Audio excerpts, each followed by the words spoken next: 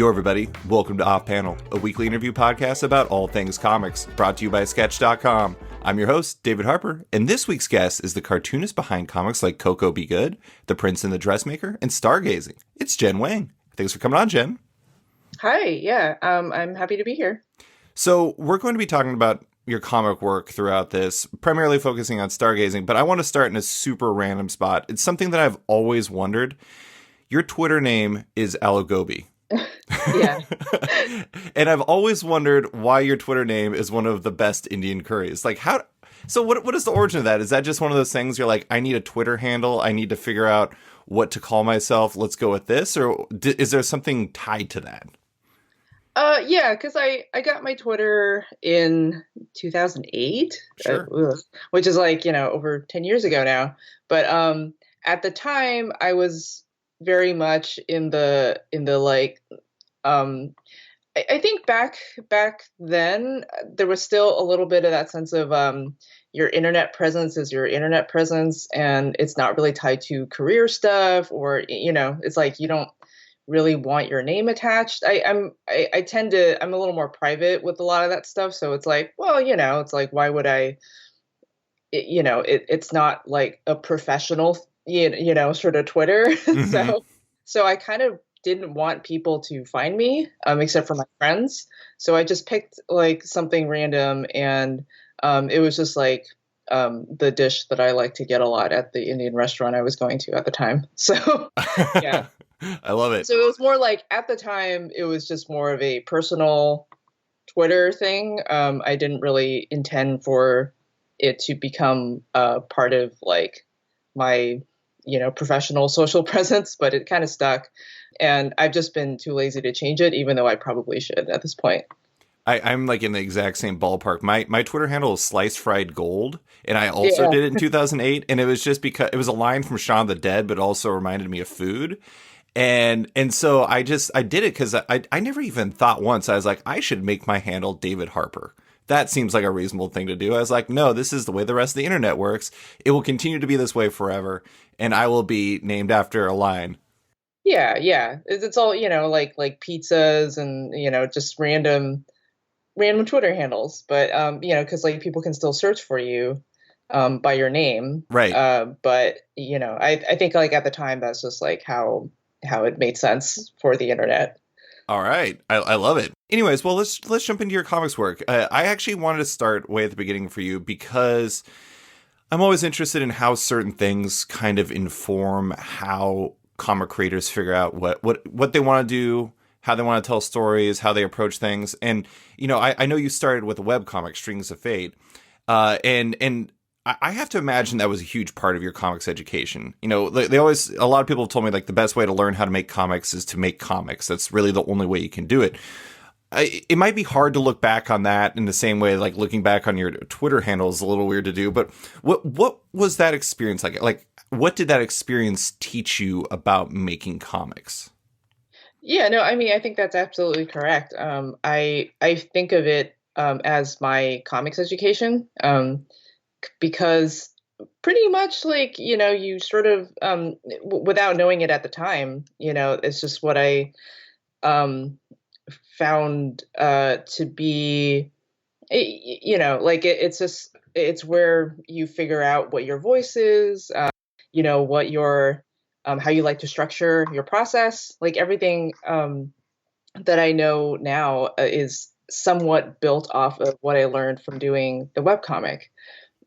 So it was the first time that I really did um, a long comic. Like I've done some kind of just like for fun, like, like kind of doodly short things in sketchbooks before that. But it was the first time I really committed to sort of doing a longer story. So I think it taught me a lot about just what it felt like to do comics, right? And sort of what I would want to improve and develop over time. So and just like a lot of the kind of the tools I use are still the same. Like I think that's why I still draw on paper. I use, or like I use Bristol paper now. But it's like I think I just have that like attachment to the to that kind of tactile natural media thing that I haven't quite switched over to digital yet, even though I know that's a lot more convenient in a lot of ways nowadays. But it was just like this. That's what I was used to. I was, a teenager drawing comics then, and I'm just kind of that's how I know how to do it. Yeah. Well, I mean, I've always heard that, especially during like the inking phase, it's like it can be hard to recreate the feel of that, and it's like the touch and like being able to. It's like, I talked to this one artist, and he was describing it as basically it's like when I move my hand with like a nib or like a brush in my hand, I know what the result's going to be. Like I know how it's going to feel. But if you do that digitally, it can be hard to recreate that touch. Yeah. Yeah, and actually I feel like even of the cartoonists I know who do digital work, a lot of them at least like the graphic novelists like tend to uh they'll pencil digitally and then they'll sort of ink they'll print it out and then ink naturally if they do like kind of brush inking or something that has like that more natural look, just because it's hard to get that really nice sort of kind of natural feel for it, I guess. Mm-hmm. Not everybody, but like a number of them, like you'd be surprised, I think. So, and then, and then they put everything back into the computer and then, color digitally. So, yeah. So you still pencil traditionally though? Yeah, I still pencil, and then I ink Right. just right on top of it. Yeah. So is there a reason, I'm kind of curious. You said that like other cartoonists, pencil digitally. Like, is the penciling part an important part of your process? Because I know sometimes there's some artists who just basically use that for pure storytelling. And it's kind of just like generally roughly accurate shapes. It's more roughs almost Yeah. than pencils. Like, is penciling more important for you? It is. I think actually, I don't know too many um, cartoonists who kind of do it the way that I do. I think because I just really like um, the drawing part, and I spend way more time on the pencils than I do the inks, Mm. actually. And part of that is I think just like that's how I learned to do it, and that's how I like it. But the inking is pretty boring for me. Whereas like a lot of people, that's where they really put their effort into filling in the details, making it the final thing. But I spend a lot of time on the pencils making it what I want, and then I have to ink over it, and then I feel like it's losing a little bit of something, but I have Mm. to do it. So, and I keep thinking that like maybe for my next book I'll just kind of go with like a more refined pencil or something, so that I will like get to skip the process that I actually don't enjoy as much. So yeah, but I spend most of my time making very tight pencils, and then like inking is just like tracing over everything, and it's like really boring. I mean, it's like it's kind of relaxing because I don't really have to think about anything, but I think I take away or all the sort of more interesting parts of inking are sort of taken away because of that. So for me, it's like less exciting. But yeah. I feel like there's like a spectrum here because like some artists I talk to are just like they just you said it was kind of like relaxing. I talked to somebody and it was almost like a zen like experience for him. It was like a day at the spa was inking for Hmm. him, Yeah. and it is interesting because sometimes that just being able to shut your brain down and just like go through that process and enjoy it, but at the same time, it I imagine for you, given how tight your pencils are, it feels like there's a part of your brain you're just like, just get on with it, let's get done because like this is my pencils are already where I want them to be. Yeah, like there is something kind of relaxing about doing the inking, just because I don't have to, like I can turn my brain off. But then I'll reach a panel that I worked really hard to pencil, and I have like the perfect facial expression, and then I have to like try really hard to recreate it. And like I don't love like that just because like there's like certain um you know, it's like no two drawings are going to be exactly alike. Hmm. So there's that aspect, but then it's just kind of part of the process. So it's like, well, I did my best. Yeah. Yeah. Well, so another project you worked on before was the place I actually discovered you. I loved the flight anthologies. Hmm. And you know that was for listeners that don't know, it started Image, and it was a project that Kazu Kibuishi put together, and it was just a whole lot of unbelievable. Like you look at the people who worked on those books now, and you're just like astonished. I mean, even back then, I was like reading these comics, I'm like, these are just unbelievable people, and I've always been curious. Like, did that type of experience not just for you, but I feel like that type of thing might have helped build like a network of cartoonist pals for somebody who was like newer for comics for you, or maybe you already knew them because you were working on your webcomic. So, you know, did that help you in that regard? And is it important for you to have a community like that, especially when you were starting out? Yeah. I mean, I did know a lot of the people in flight when it when we did it, just because like I think that was I'm gonna say like the live journal era of of like comics, of like kind of online comic community stuff, and you know, and because a lot of them were doing web comics, right? So like Right. inevitably we would end up talking to each other and seeing each other at conventions and stuff. So so I did know a lot of them already, and which was how I got invited to be a part of Flight. And then I met some more just through it because you know, like people would invite, you know, someone else that they knew and so on and so forth. And yeah, I think actually that's probably one of the most important parts of me sticking around in comics, honestly, because I kind of felt like it was the first time, like when I started doing my webcomic, that it was the first time other people were reading my work and were interacting with me about it. Um, and before it was just like, you know, I would just have some sort of it was like a private hobby, you know, and like that can kind of shift around and you can kind of get bored and once there were there was a community involved, you know, it kind of helped you stay motivated.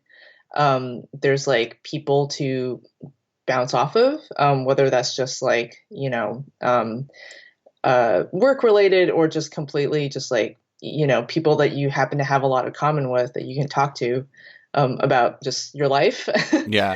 So, you know, like they were my first like art friends, you know, like I didn't really have people necessarily at school. And, you know, because in the beginning I was in high school and then later, you know, in college, I didn't go to art school. So I didn't really have like cartoonist or artist friends in my, you know, life. But you know, but I had these people that I talked to online, and I would see when I go to like shows, and I think that's like kept me inspired and challenged. You know, made me want to do better because you know these people were like really good, and yeah, it's just kind of at least for starting out, that's how they were important. And at this point, I feel like you know a lot of these people that I've met through comics are you know just part of my life now, just you know like as friends. And um, I think that's you know it's important to have people who kind of um, just you know it's such a weird specific field to be in Right. that I think you need people who understand what it is and what it's like, you know. Sure. Yeah. So yeah, so it's very valuable. I think that might be one of the more valuable things that I think people may not automatically think of when they're you know aspiring to be cartoonists. Is you know you need a community because it'll support you. and you'll support them. It's like, I think you need other people. And I imagine also, I mean, and this is going to tie into my next question, that it's like you're probably always like learning from the people that are around you too, because I imagine that some of those people in that community are like your first readers. It's like, oh, I finished a draft of Stargazing. Would you give this a read? So and so. And then like, or maybe like some sort of part of the process where they like try to, give you feedback. Because I don't know. I mean, I did want to talk about the learning process because, I love your first graphic novel, Coco Be Good. I actually just reread it for this. It's a great book, but then you look at what you did next. You did In Real Life with Cory Doctorow, and like that's a dramatically different experience. You're working off of a short story that Cory wrote, and you're doing it in a slightly different way. And then you do Prince and the Dressmaker, and it feels a little bit different. And then you go to Stargazing, and it's the first time you've worked with a colorist, I believe. And like those are like, I feel like you can almost kind of, I don't want to say see the work in terms of like the change and like kind of what you're learning, but it seems like there's a lot of opportunity there to learn from what you've been going through. Do you feel like you're always learning about how you want to tell stories and how to make them better as you work on these varying projects? Like, can you look at these projects and say, okay, this is the time that I did X, or this is when I did Y, or is it a little bit more, ethereal than that? Sure. I mean, I think on a general level, each project is kind of a response to the last one. Sure.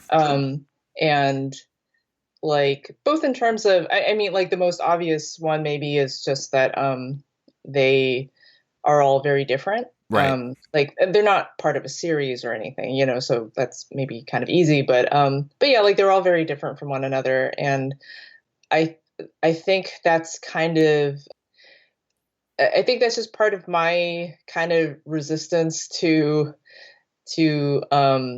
doing the same thing, just because I get a little bored, I think, and I need to like switch it up. So, you know, within real life, it was actually like First Second had approached me about it, so that's a little bit different. Sure. I was kind of like I had finished with Coco, and I wasn't really sure what I wanted to do next. So I had a couple ideas, but none of them were going anywhere. And then for a second, pitched in real life because they had the rights to the short story by Cory Doctorow, and they wanted someone to kind of help adapt it. Right. So I just thought, I wasn't really doing anything else at the time. And it would, it was like an interesting project, and it would be a challenge. So, and then the Prince and the Dressmaker is just completely different from that. And then Stargazing is like a departure from that too, so yeah, I don't know if there are very specific things necessarily that, I plan on, I don't necessarily go into it thinking like, okay, this is a thing I had trouble with for this book, and for this next one, I'm going to change it completely. But there's probably, I'm probably doing it like, unconsciously. Right. So, yeah.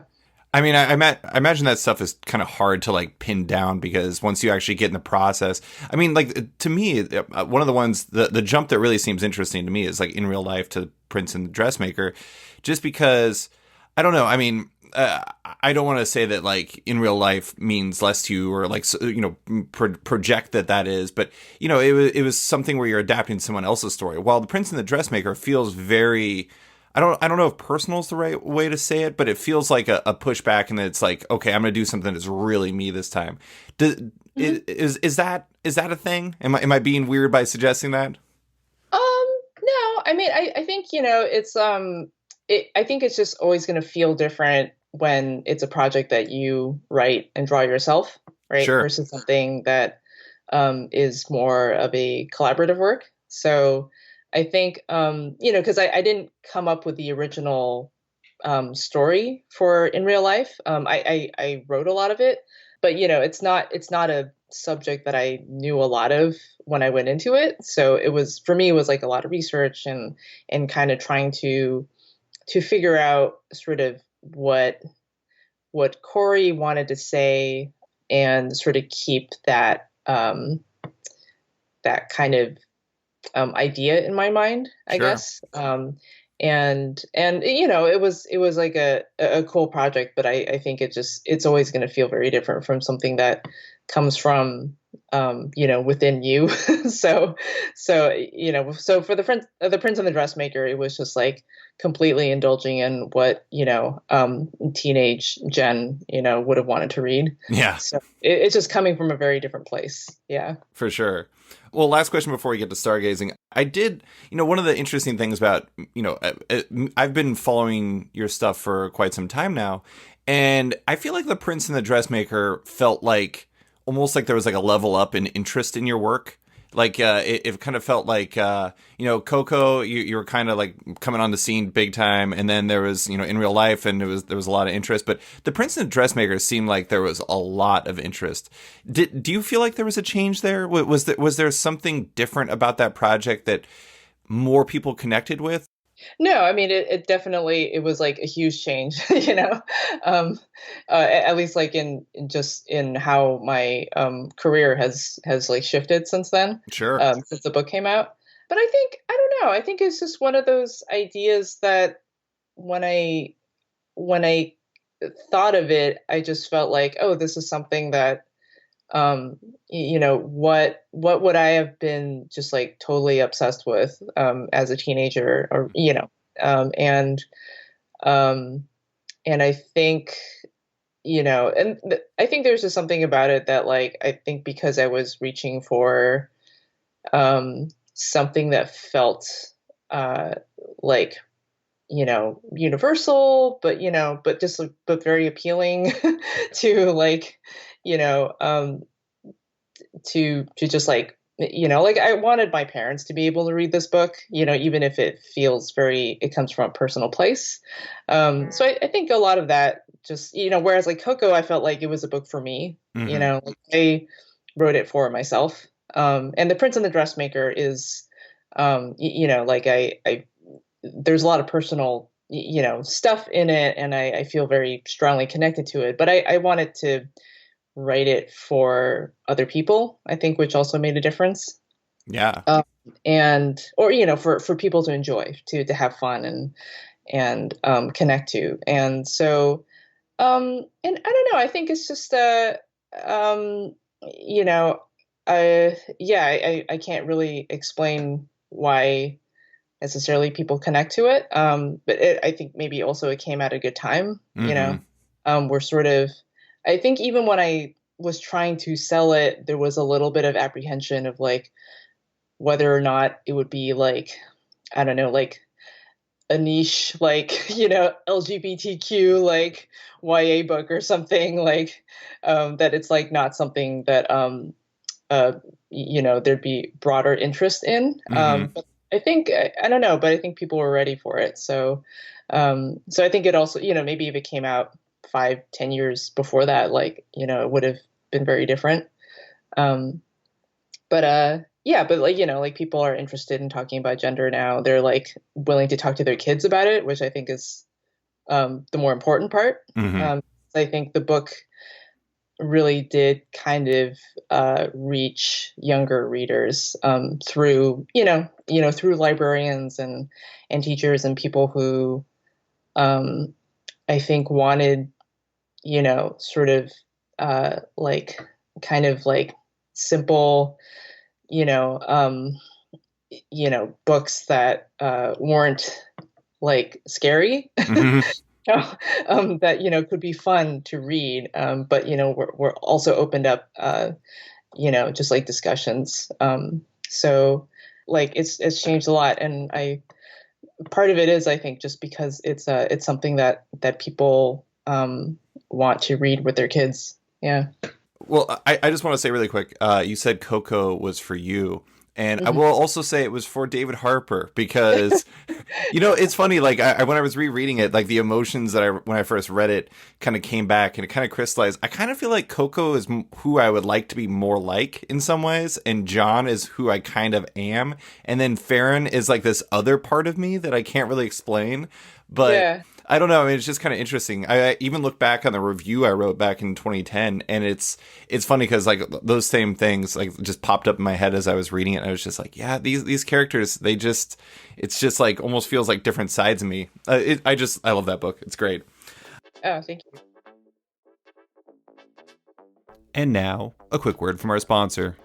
Yo, everybody. As a listener to Off Panel, I'm guessing you love to hear how your favorite stories come together. And on Netflix's Behind the Scenes podcast, that's what you get, an exclusive look at how its biggest series are made. The podcast is back with a new season giving us an exclusive look at The Witcher. As you might know, The Witcher is a new Netflix original series starring Henry Cavill that's based on Andrew Sapkowski's best-selling books. If I'm being honest with you, they pretty much had me at Henry Cavill, but any show mixing A Tale of Destiny with mutant monster hunters has me fully on board.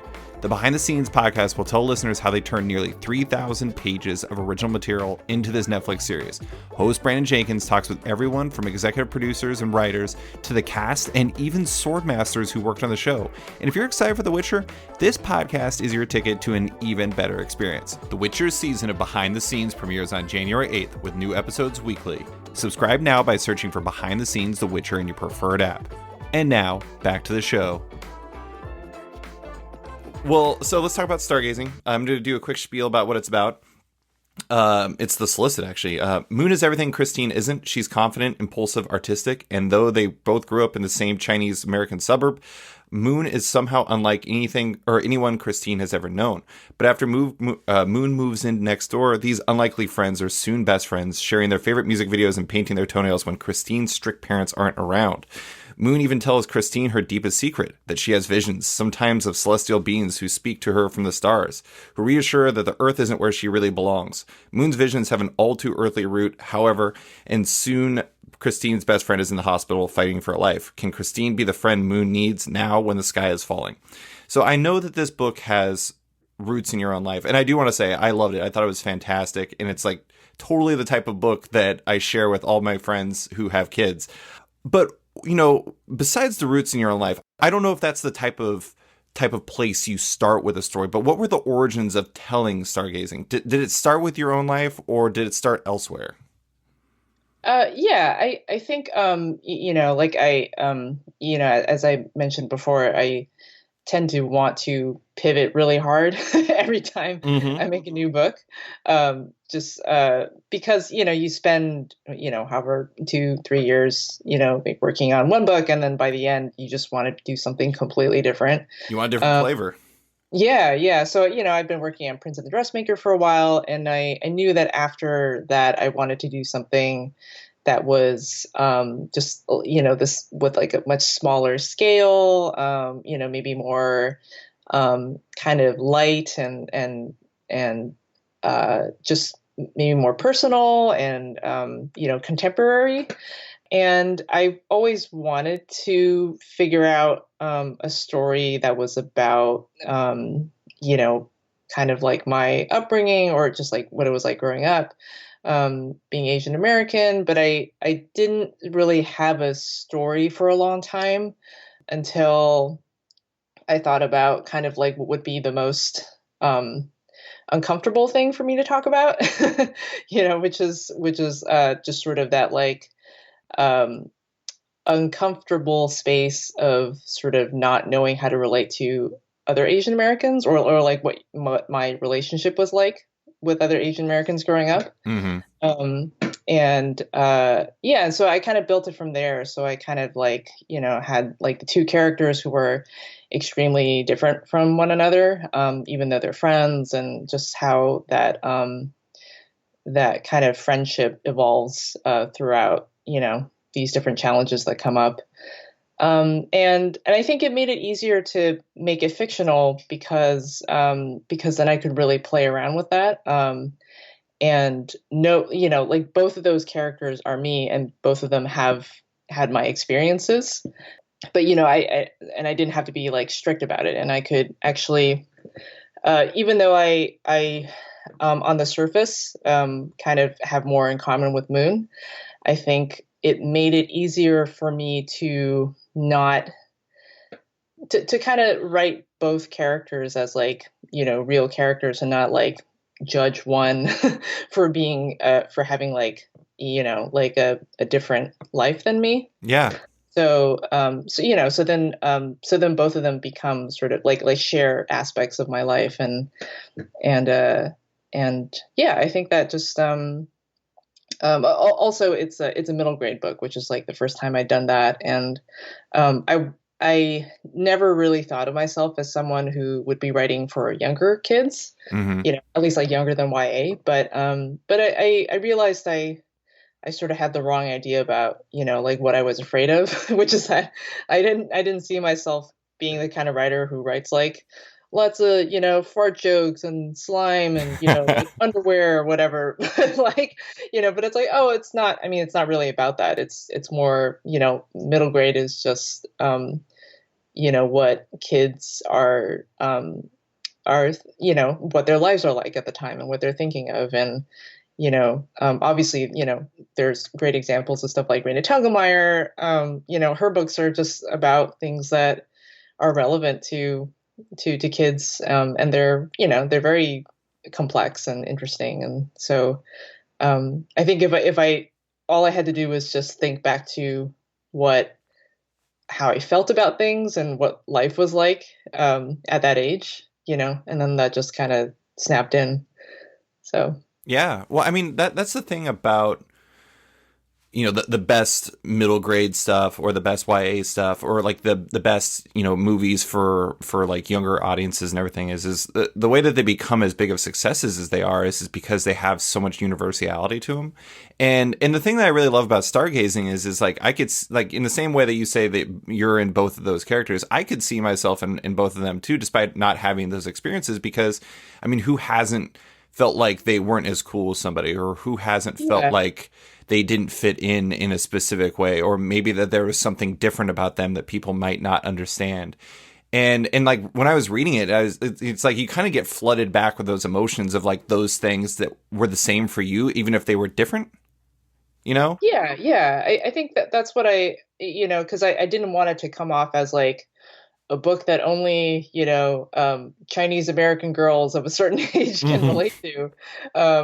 It's just like, I mean, yeah, like all kids sort of have, like we all have these like experiences and respond or like, have like similar responses and stuff. So I was hoping that it would be the kind of thing that, just any kid, could relate to Yeah. in some level.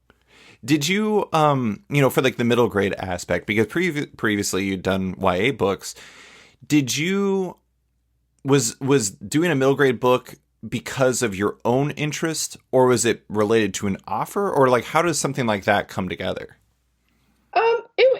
It was my interest. Like I think, if I were more savvy, like I would just be doing I would be more consistent with like, the I don't know, like the age group and like the type of story, I'd be like, YA fantasy is my lane. And I'm Right. gonna do like 6 books that are kind of like just exactly, like give you an idea of what a Jen Wang book is. But I think I just I don't know. I think I was just interested in something that was a little scary to me, which was doing a middle grade book.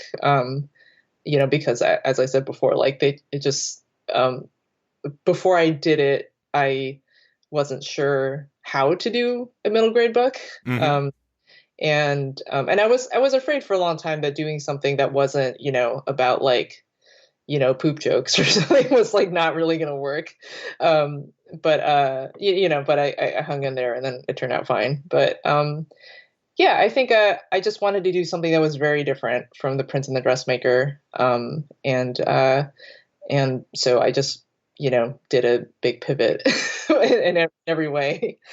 Was there?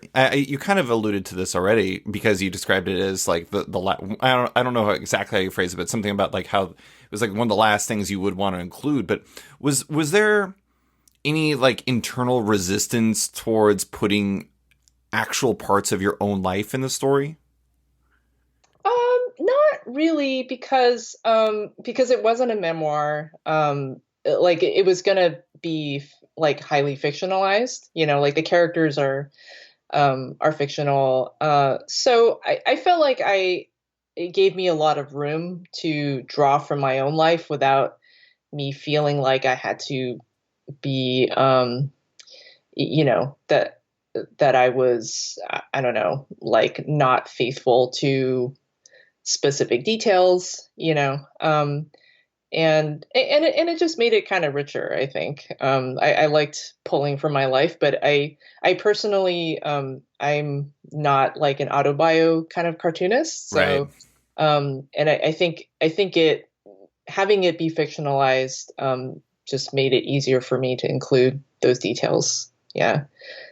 Yeah, no, I actually wrote down a question about autobio because it's interesting because and I'm not saying, believe me, I'm not saying you're doing anything wrong because you're like not specifically, I'm going to do autobio comics for middle grade readers because that's like where the most opportunity lies. But I had, Mhm. a lot of your peers do autobio stuff, and I was always interested whether or not that was going to be a thing that you would do. But it seems like, you know, you're really just, the Jen Wang book is really just kind of whatever the most exciting story opportunity that comes to you is. It's really not about trying to have like a specific angle. It's just trying to tell the story that speaks to you the most, regardless of what that is.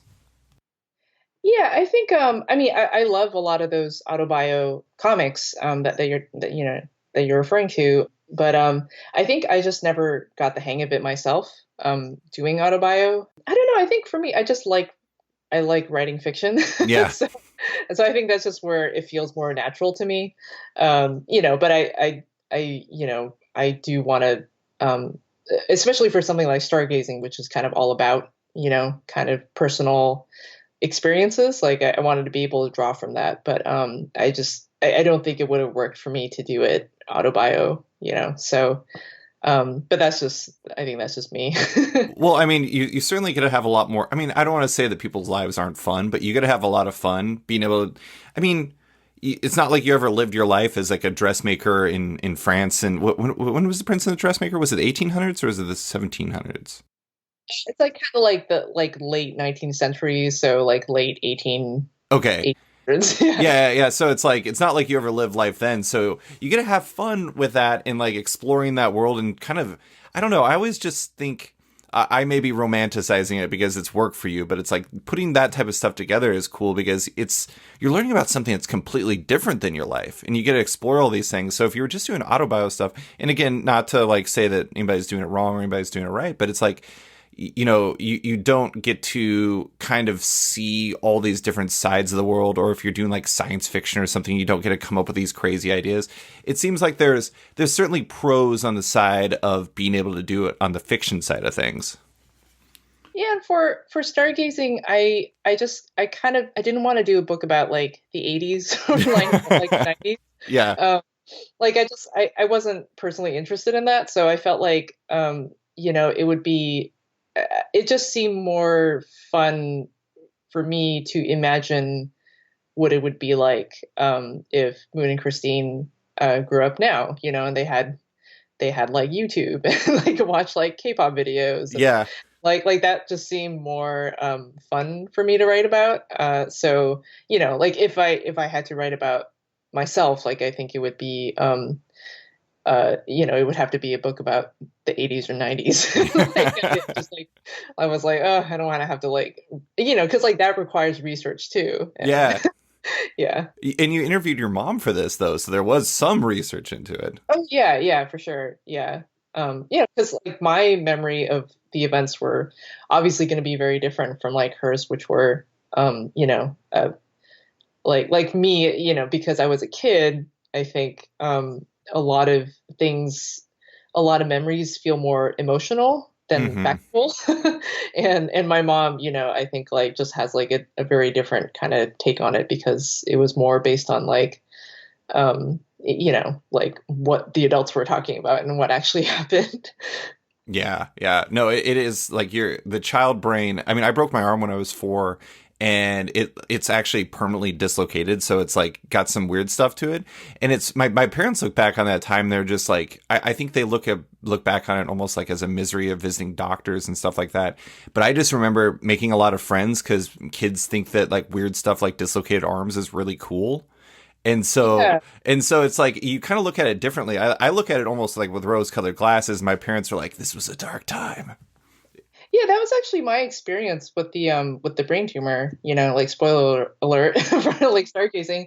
But and I think that that's why I like how it ended up becoming part of the story because for Moon it wasn't scary, and it wasn't a traumatic at first it wasn't a thing that she was rejecting or afraid of, because it seemed normal.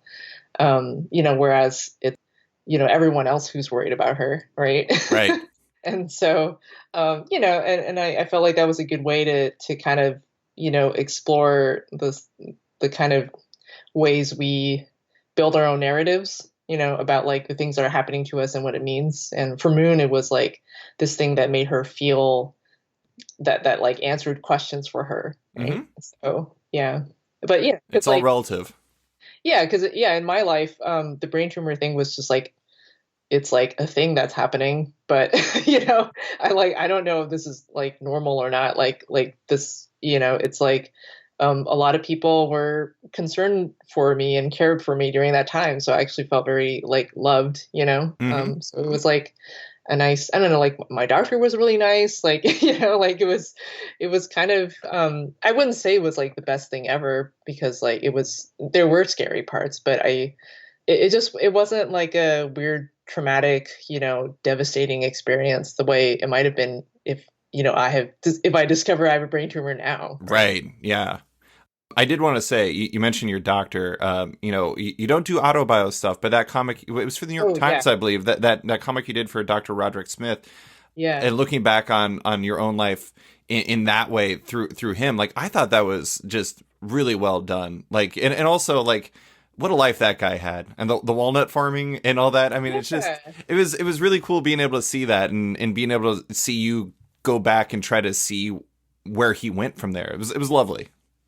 Yeah, and actually, this isn't something that like a lot of people know about, but like that comic went online, and then his daughter actually emailed me to just say, like that was that was really great, and I've never had any contact with like any, like anyone in his family before, and so I was able to to like send her a copy of Stargazing and a print of the comic, and it was over Christmas, and it was really great. That is So really awesome.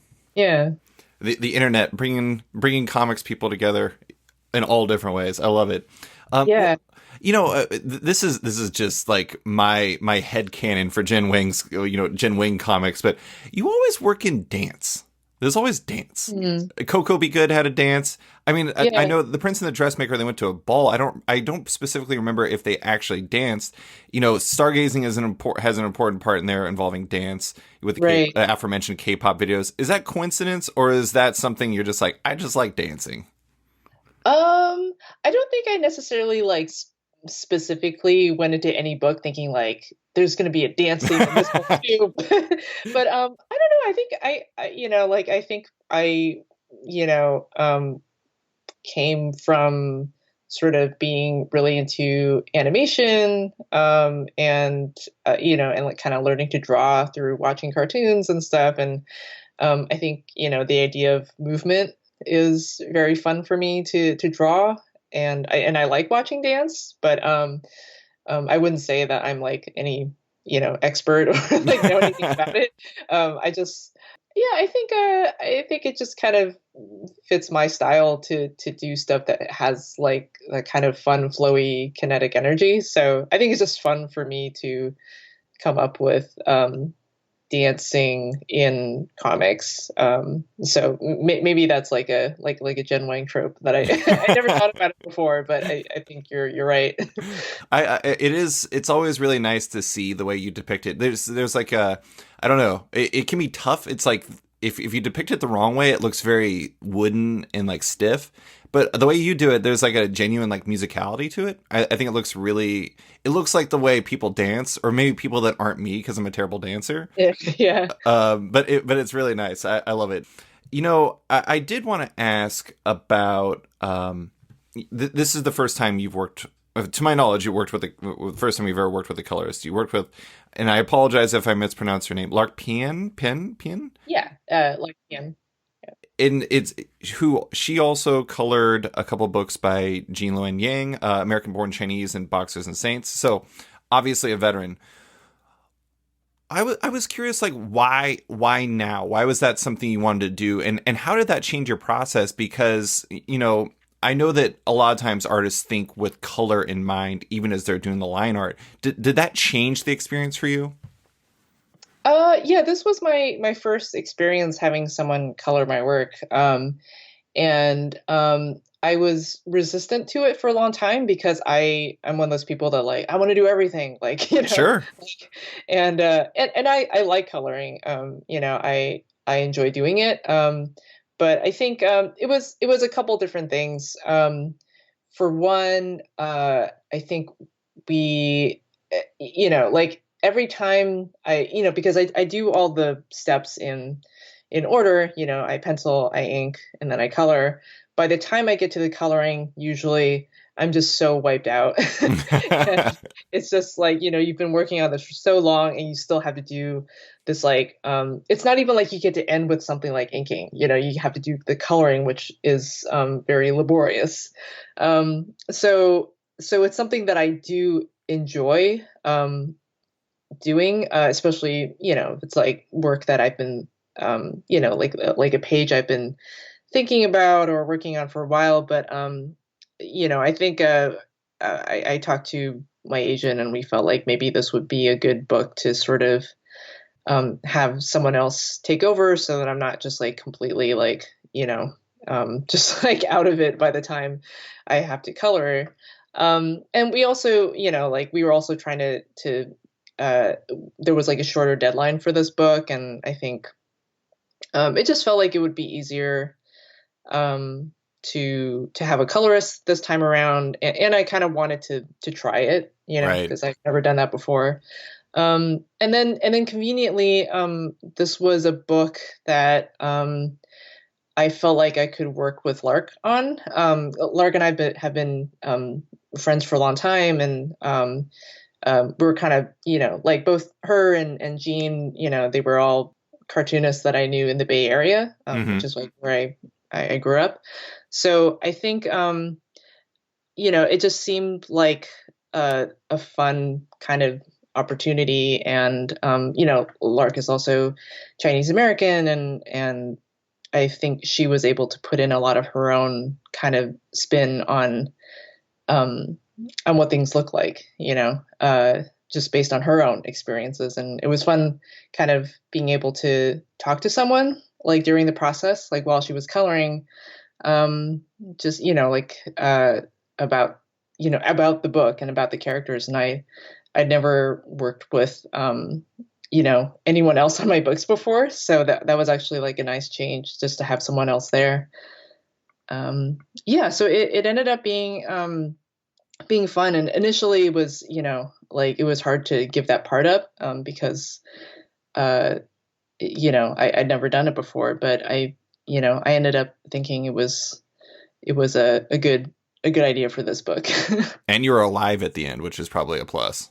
Yeah, exactly. So it's like, oh, finally, I'm able to do a book without feeling like I had to like, really struggle, and like, hurt my wrist or something at the end. So yeah. I think that's one thing that people don't really think about when it comes to these books. I mean, I brought this up on the podcast a few times. I've had Faith Erin Hicks on a few times, Hmm. and she talks about like how the interest. There's like an interesting dichotomy in terms of timing with graphic novels, in that what takes a cartoonist, let's say, a year and a half to make, takes maybe a reader 45 minutes to read, and there's this like this obvious like just time distillation between those experiences. But another thing that people don't really realize is like when I first reached out to you to come on the podcast, it was during the Prince and the Dressmaker, and you were in the midst of both the press trail for the Prince and Dressmaker, but also working on Stargazing, which is Yeah. just a lot. And there's so much overlap on all of this. I'm curious, like post book, do you give yourself time to kind of recover from these things? Because I imagine it's both physically and mentally arduous. Yeah. I don't usually like schedule a time off. Sure. When when there's time off, it's just because, um, That's how it works it out. happened. Yeah. So, I think for those 2 years,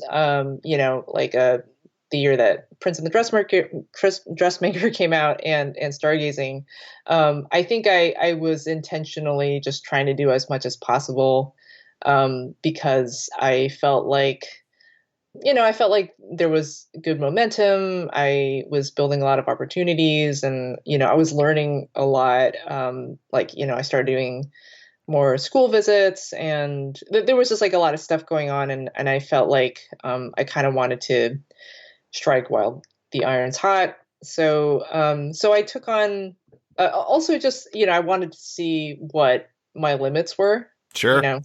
So, and now that, Stargazing's come out, and I'm sort of I am kind of starting to work on a new book, but I have a better sense of what is like too much, and what feels like, what kinds of, um like, kind of, I don't know, opportunities I think are good for me, and which are maybe not as worthwhile. So I discovered I really enjoy doing school visits, Mm-hmm. which is not something I would have ever anticipated before. Mm-hmm. Um, and it's like, that's the kind of thing that maybe in the past I would have been like, no, maybe I don't want to do that. But and now I know. um, it was very difficult doing both, press, and being on the road for Prince and the Dressmaker and doing Stargazing at the same time. But I just felt like, well, this is just 1 year of my life. After that, I think I'll have a better sense of like how to work that. So hopefully I don't have to double up again. So when I did Stargazing's, kind of promo stuff, that was all I was doing, and that was much nicer. Yeah. Yeah. I read that it's funny. I think it's just because maybe I'm a little bit more art centric, and also I just really, really love your art. But I always think of you kind of art first. But I read that you actually, like, you start with writing. It's like it's just, obviously that, logically that makes sense. It's like you're going to have a script before you start rolling out the art and everything like that. But I imagine at least you're not having to lug like paid or boards with you everywhere so you can draw, because you draw traditionally. It's like, I imagine on the Prince and the Dressmaker tour, you at least were just in the writing phase and kind of figuring out Stargazing, instead of, like I said, lugging all this gear with you. No, I was drawing then. But I would Whoa. actually, so what I would do, is, I'm very bad at drawing on the road. A lot of people, like, they do sketchbooks, they do whatever. Like, I can't do it. Like, I'm not good at, like, kind of double tasking with like the drawing stuff. So actually, like, the Prince and the Dressmaker, all the events were on weekends. And so on the weekends I'd be out of town, and then during the Mm. week I would be home drawing, stargazing. So that's how that worked out. Yeah. Are you pretty, there's obviously a grind to putting a graphic novel together. It's a lot. Do you find that, it sounds like you kind of primarily work during the week. Do you have a pretty meticulous schedule and process to how you do these things at this point, or is some of it still flexible depending on deadlines? I would say in general it's pretty flexible. I've gotten better at, like, just, I don't know, we would call it like work life management Sure. over time.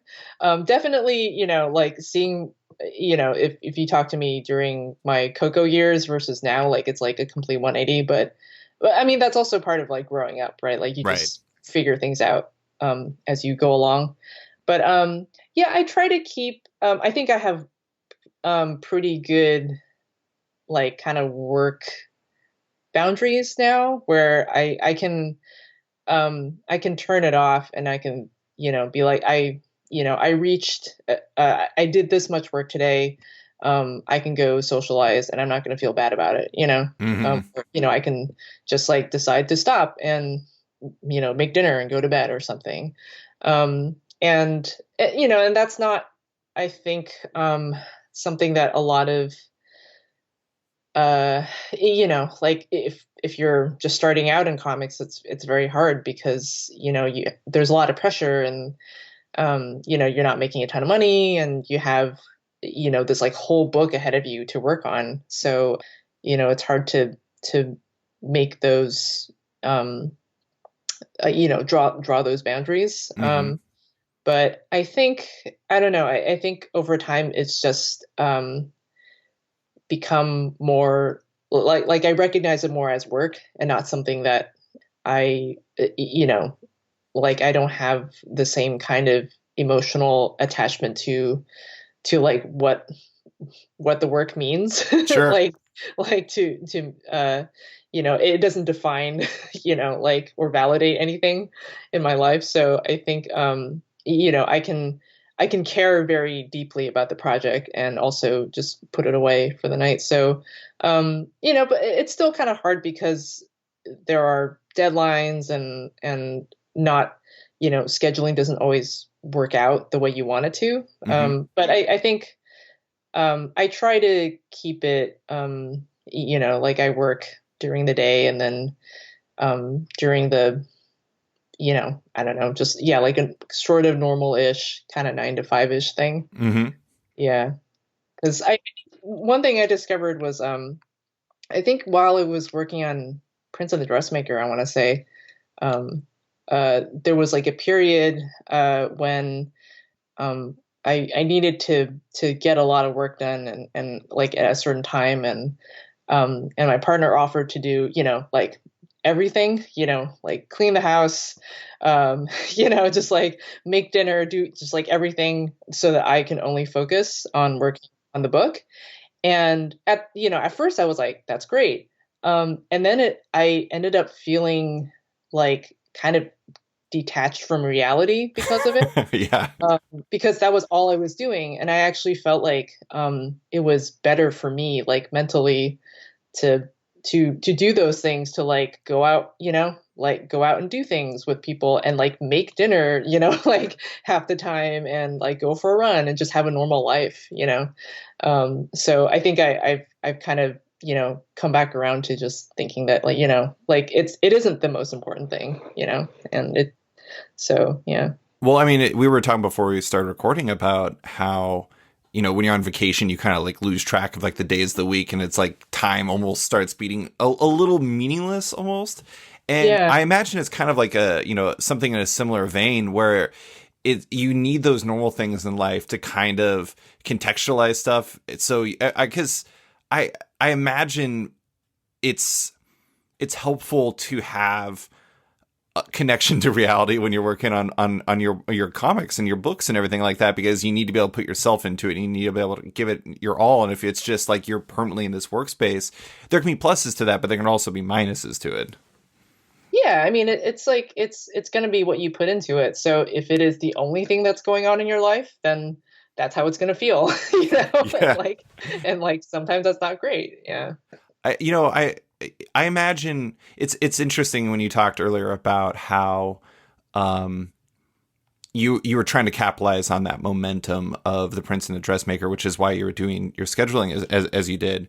I imagine, even though like as you figured out as you moved along, and past Coco, past In Real Life, past Prince and the Dressmaker, you figured out efficiencies, but I don't think people think about some of the pressures that come with being like a full-time cartoonist and being somebody who's trying, I've had this success, this book that people really connected with, and you want to make sure you're still out there. I mean, not everybody is Dav Pilkey. Not everybody can roll out like 3 books a year or something like that.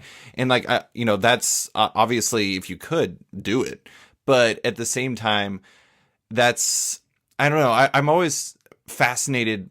Like, fascinated is the wrong word. That makes it sound like a science experiment, but it's such an interesting part of making comics, because there's always like this rolling pressure that comes with, and I don't know, like, is that something that can be nerve wracking for you, or is that something you kind of feel like you've figured out the right balance for as you've moved along?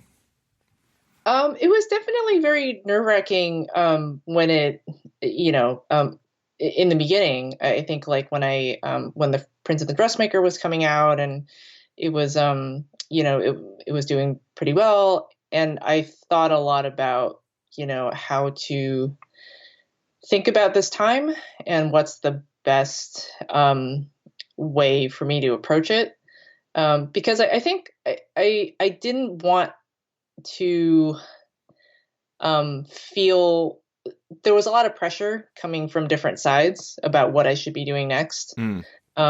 And and I think I didn't want to end up doing something that didn't feel right to me. And I wanted to, I didn't want like the kind of change, in pace in my career, or just like the change in general to change the way I work, or like who I am as an artist, Hmm. like I don't want to end up, if people wanted like, sequels to The Prince and the Dressmaker, if I don't want to do that, like I don't want to feel pressured. Yeah. Um, and yeah, I think there was a lot of just kind of me meditating on what I really want to do, what's really important to me at that time, which I think was good.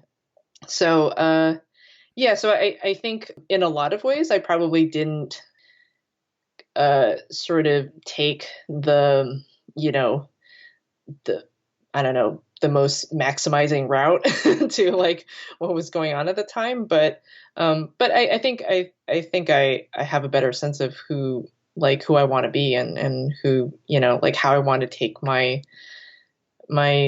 career, I guess, in the long term. And a lot of it's just like I think for me at least, I part of knowing a lot of cartoonists also, is I see kind of different ranges in, like I know super successful cartoonists, and I know, like people who have struggled for a long time, and just kind of, trying to kind of find where I think I would be kind of most comfortable. Hmm. And I think the thing with success is like it's very, fleeting, and like and it's not within your control. So I think the most important thing for me was to just be able to do the kind of books that I want to do, without a lot of pressure around me, and just make choices based on what I would, what I would like to do, even if I didn't, even if my books weren't successful, because I can't really count on that, Yeah. for like a long term thing. So yeah. Well, I just have two more questions, and one of them kind of ties into that. I mean, you're talking about how you know all these cartoonists. Um, I did want to ask about Comic Arts LA, which is a festival you put together, or you're one of the people who puts together every year. It was this past December 7th and 8th, was the most recent one. Why was that something you wanted to do? Because I'm gonna be honest, Jen, you seem busy already. So Yeah. why was that something you wanted to add to the mix? It wasn't something I initially ever planned to do. I had zero interest in event planning and like anything related to that. Um, but part of it was, I was talking to, my friend Angie, who also is one of the organizers, and she was just talking about like, yeah, like why isn't there an indie comics show in LA? And like the reason is just like because there are a lot of cartoonists in LA, but nobody wants to be the person to like plan a show, Right. because it's a lot of work, and like who wants to do that? But then I think, and then she kind of suggested we do something, and I was like, no, why would we do that? And the more I thought about it, the more it just seemed like, because so many people would want something like that, it felt like it would just be rolling, a ball down a hill. And I think my initial take on it was it would be fun to sort of like give back a little to, a community that's been important to me. And, um, and going to shows as, as like, a person in high school and college, like those were very, like those changed my life. Those were very important events for me. So I think I started out from that point. But then actually doing the show also just kind of opened up this like whole other part of my life that I wouldn't have expected, which is that I kind of enjoy organizing things. It tapped into, I think, yeah, it like, I used to think I was only good or capable at this like very specific thing, which is drawing comics. And then it taught me that, if it's something that I care about, I can do, I can apply it to other things. And I think over time, it became less about trying to just make something for LA for the time being, and more just like thinking about it as building a community. I've become very interested in the way that you can use the arts to foster those things. Sure. So yeah, I think it kind of brought me back to, I think, the version of myself when I was writing Coco that wanted to do things that were, the characters kind of wanting to do things kind of outside of herself, but feels very much stuck in just who she thinks she is. And so, yeah, so like Kala has opened up a lot of things for me just in terms of like how I think about myself and like what's possible, you know, and that, you can kind of, with something like Comic Arts LA, like we can just come up with whatever we want, it's really fun. So now it's like, uh, it is, like another thing I have to do throughout the year, Right. but so different from doing comics, that it's actually, it doesn't feel like the whole process is different, that it's actually a nice, like, alternate thing I do with my time when I'm not doing my books. Yeah. It's a nice change of pace. Yeah. Yeah. Well, last question I have for you is related to another con that is very different than most cons. I'm from Anchorage, Alaska. Alaska Robotics Minicon is one is a con that's in Juneau every year that involves not just like a small con, but also a comics camp for comic creators in which they go out into the boonies of Alaska and enjoy time together in a no internet, no, like, I don't know. I haven't actually been out there, but I mean, like, it's not near a lot of communities, I don't think. I always find it to be really fascinating. I actually, because Anchorage is not, Juneau's not even easy to get to for people in Anchorage. And Mm-hmm. so I'm planning on going this year with my wife, not to the comics camp, but just to the con and just to, visit Juneau because she's never been there. How was that experience? Was it exciting to go to a con in Alaska? Yeah, I mean, I heard about it for a while because a lot of my friends in comics have gone in the past couple of years, and so I've known of this kind of event and like the con itself, and then the comics camp Right. a bit, and I've always been curious, and then I was able to go last year, and yeah, I think like the organizers have a good sense of what their community needs, and like what they're interested in, and I think that's always a good sign for a show. It's kind of tailor made for the people who are a part of that community, um, and I like how like schools and other just like kind of local businesses are a part of it, because it's small and compared to some place like LA, I guess, right? Yeah. You know, Juneau's a little pretty but, small. yeah, so it's like it's small and it feels very intimate, and if the people who organize it just know their city very well, so I always like kind of shows like that. And then the camp itself is I think if especially if you're a cartoonist who's, maybe you feel like you're starting out and you don't really have a lot of connections within comics or the community. Like, I think it's a really great place to just get to know um, and become friends with a lot of people, because it's like you're in camp, right? Right. Like, you spend a couple days with them, like living in a cabin, and just kind of just sitting around and talking about what you do in comics, and then playing board games all day.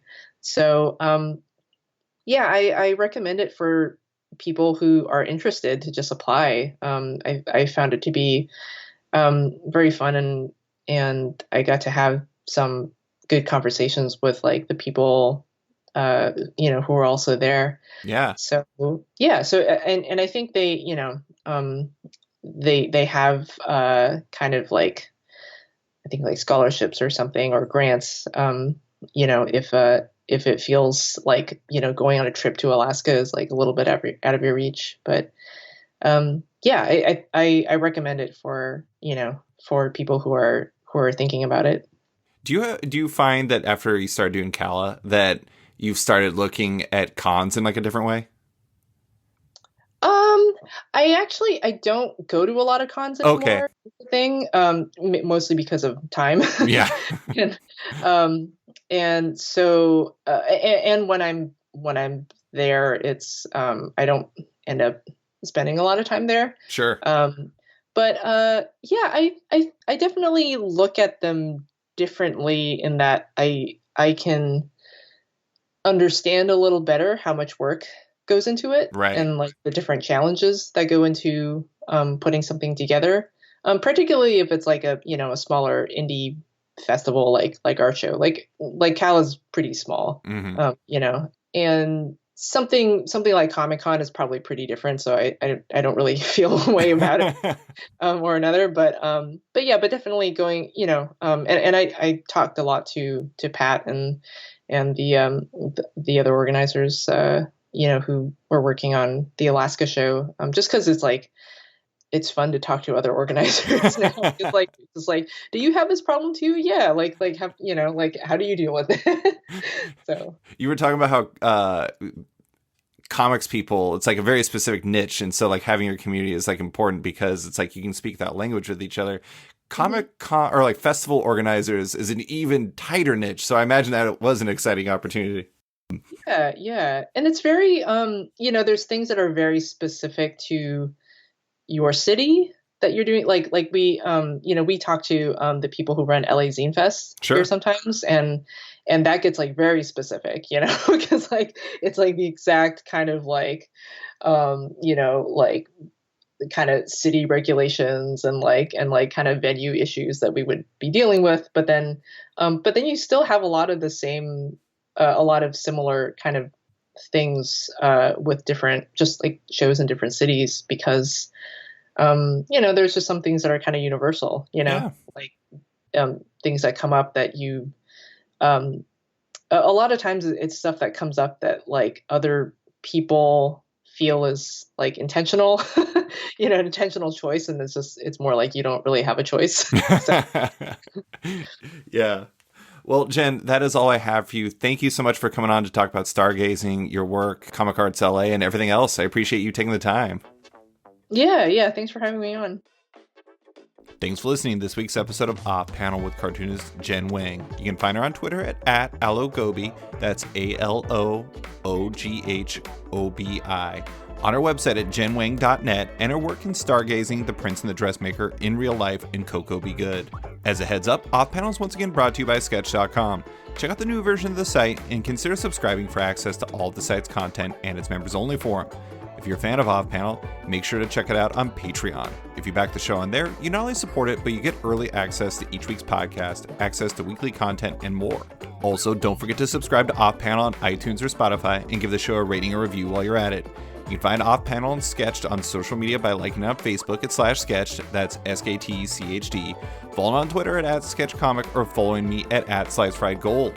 Big thanks to all my existing patrons, including Kenny Porter, Chris Bachalo, Torin Groenbeck, Fuzz Bubbles, Christopher Todd, Transmitter Down, Harry Sayer, Walt's Comics and Books, Carl Mizell, Danny Ollie, Paul Salates, Lidwin Studios, Akil Wilson, Nathan House, Alex Demetriopoulos, Terry Dodson, Troy Jeffrey Allen, Liana Kingus, Keegan Ray, Milton Lawson, Wesley Giff, Sean Kirkham, Harry Small, Alistair Ross, Julio Anta, Brett A. Schmidt, Jason Goodmanson, Paul Reinwan, Connor Farner, Vita Ayala, Aditya Bidikar, Tara Ferguson, Dave Slusher, WMQ Comics, Akil Kokachi, Phil White, Ben Becker, Sean Pinello, Ken Heidelman, Phil Seavey, Al Ewing, Ryan Alcock, Nick Michelin, David Kelly, Robert Wilson IV, Nick Polito, Owen McCready, Brendan Fletcher, Gary Maloney, Jonathan Nilsson, Matthew Groom, Jason Massey, Adam Bogart, Xavier Files, Matthew Taylor, Tyler Turner, Nick Patera, Jacob Sorelli, Ford Gilmore, David Baraldi, Ira James Udaskin, Modern Magic Stories, Nick Hall, Bjorn Basin, John Hendricks, Steve Anderson, Ian Maxfield, Cliff Chang, Benjamin Chipper, Cole McMahon, Chris Palmer, Scott McGovern, Nathan Fairbairn, Kat McKenzie, Greg Rucka, Adam Highfield, Fiona Staples, Chris Allerin, Mark Abnett, Mike Murphy, Michael Shirley, Tom Barnett, Jim Dimonacos, Norbert, Nick Lowe, James Kaplan, and Mission Comics and Art in San Francisco. You guys are all the best. A quick thanks to Upright T-Rex Music, who wrote performed Op Panel's theme song just for the show. Check out their music on Spotify because it's completely delightful. Thanks for listening, and tune in next week for another episode.